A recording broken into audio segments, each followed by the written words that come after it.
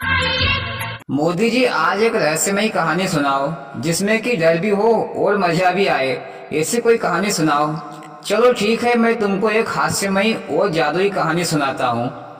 एक समय की बात है, एक गांव था। उस गांव में एक महा आलसी आदमी रहता था। उसका नाम मोहन और उसकी पत्नी का नाम लीला था। लीला बड़ी ही चतुर और समझदार स्त्री थी। वह खाना बनाने में बड़ी ही माहिर थी। जो भी भोजन बनाती बड़ा ही स्वादिष्ट लगता था, जिसे खाकर मोहन चैन की नींद सोता रहता। मोहन से जब भी लीला काम करने की कहती तो मोहन बड़े ही प्यार से कहता, भाग्यवान, पहले कोई स्वादिष्ट भोजन बनाकर खिला दो, फिर काम कर दूंगा। तो लीला अपने आप को कोसती कि हे राम, ये कैसा आलसी आदमी मेरे नसीब में जड़ दिया। लेकिन बेचारी लीला करती तो क्या करती। वह भोजन बनाकर लाती और मोहन खटिया पर बैठे बैठे खा पीकर सो जाता।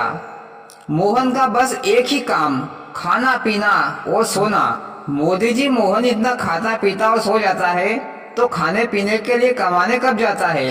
अरे जब कमाएगा ही नहीं तो खाने पीने का सामान कहाँ से लाता था? अरे भैया, उसके बाप दादा की कमाई होगी जो खटिया पर बैठ बैठ कर खा पी रहा है और खटिया तोड़ रहा है। हाँ भैया, कुछ ऐसा ही होगा। फिर एक दिन सुबह सुबह एक साधु महाराज उसके घर पर आए और आवाज लगाई, भिक्षाम देही। ये आवाज सुनकर मोहन की पत्नी लीला बाहर आई और साधु बाबा को प्रणाम किया और कहा, महाराज, मैं आपकी क्या सेवा करूं? तो साधु महाराज ने कहा, बेटी, मैं काशी से पैदल चलकर आ रहा हूँ। मुझे बहुत जोरों की भूख लग रही है।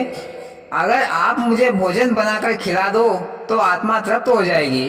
फिर लीला ने साधु महाराज के लिए बहुत बढ़िया और स्वादिष्ट भोजन बनाया और खिलाया। साधु महाराज स्वादिष्ट भोजन खाकर खुश हो गए और कहा, बेटी, मांगो, तुम्हें जो चाहिए मैं तुम्हें दूंगा। तो मोहन खटिया पर बैठे बैठे बोला, महाराज, मुझे तो ऐसा वरदान दो कि मुझे कोई भी काम करना ही नहीं पड़े, सारे काम अपने आप ही हो जाए। मेरी पत्नी सुबह शाम दिन भर काम ही काम करने की बोलती रहती है। मैं तो इस काम वाले शब्द को सुन सुनकर मेरे तो कान पक गए। मोदी जी, साधु महाराज ने तो लीला को वरदान मांगने की बोला था, पर मोहन क्यों मांग रहा है? भैया, पति पत्नी दोनों एक ही होते हैं। तो फिर साधु महाराज ने कहा कि बेटा, कर्म तो हर मनुष्य को करना पड़ता है। बिना कर्म किए जीवन व्यतीत करना असंभव है। तो मोहन ने कहा कि साधु महाराज, आप ही ने वरदान देने की बात बोली है, हमने कोई जबरदस्ती नहीं मांगा। अगर आप वरदान नहीं दोगे तो आपके ही शब्द झूठे कहलाएंगे।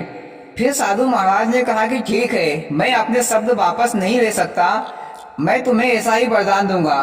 फिर साधु महाराज ने अपनी मंत्र शक्ति से एक दानव दैत्य तैयार किया और मोहन से कहा, बेटा, यह दानव दैत्य है, इससे तुम अपना सारा कार्य करवा लिया करना, पर तुम्हें इस दानव दैत्य को काम देना होगा। काम नहीं देने पर यह दैत्य तुम्हें मारकर खा जाएगा। तो मोहन ने कहा कि साधु महाराज, मेरे पास पिछले 30 सालों से काम पड़ा हुआ है, ये दैत्य काम करते करते खुद ही बूढ़ा हो जाएगा, तुम इसकी चिंता ना करो। फिर साधु महाराज दोनों को आशीर्वाद देकर वहां से चले गए। लेकिन मोहन की पत्नी लीला ने मोहन से कहा, स्वामी, तुमने कौन सा वरदान मांगा है? मुझे तो ये भयानक राक्षस ठीक नहीं लग रहा है।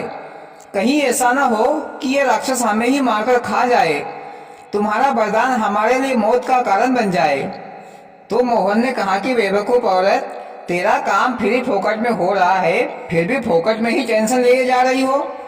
इतने में दानव दैत्य ने कहा, हे मनुष्य, मुझे कोई काम दो, नहीं तो मैं तुम्हें मारकर खा जाऊंगा। मोहन ने कहा कि राक्षस महाराज, जरा शांति रखो, मैं तुम्हें इतना काम बताऊंगा कि तुम करते करते थक जाओगे और तू अपने पूर्वजों को याद करके सर पीटेगा कि कहाँ किस मनुष्य के हाथ चढ़ गया। पहले एक काम कर, पेट भरकर भोजन कर ले, फिर काम करना। राक्षस ने कहा कि ठीक है, लाओ भोजन लाओ। फिर लीला भोजन पकाने लगी, पर राक्षस भोजन को एक ही झटके में साफ कर जाता। लीला दिन भर भोजन बनाती रही, पर राक्षस का पेट नहीं भरा। मोहन के घर में खाने पीने का सारा सामान खत्म हो गया। मोदी जी, मोहन की तो एक ही निकल गई होगी। घर का सारा खाने पीने का सामान खत्म कर दिया, तो अब मोहन क्या खाएगा? हाँ भैया, ये देखकर मोहन भी आश्चर्यचकित रह गया। फिर लीला ने मन में एक विचार किया और लीला घर के बाहर आंगन में आई और तुलसी के पौधे से तुलसी की पत्तियां तोड़कर ले आई और दूध के तपेले में राक्षस को दे दिया, जिसे पीकर राक्षस की भूख शांत हो गई। फिर मोहन ने कहा, राक्षस महाराज, पेट भर गया, अब थोड़ा काम कर लो। तो राक्षस ने कहा, हाँ जरूर, बताओ क्या काम है। तो मोहन ने कहा कि जाओ बाजार से खाने पीने का सामान लेकर आओ। राक्षस पल भर में खाने पीने का सारा सामान लेकर आ गया। मोहन बड़ा ही खुश हुआ। फिर मोहन ने कहा, जाओ मेरे खेतों में सिंचाई कराओ। राक्षस ने तुरंत ही खेत की सिंचाई कर आया।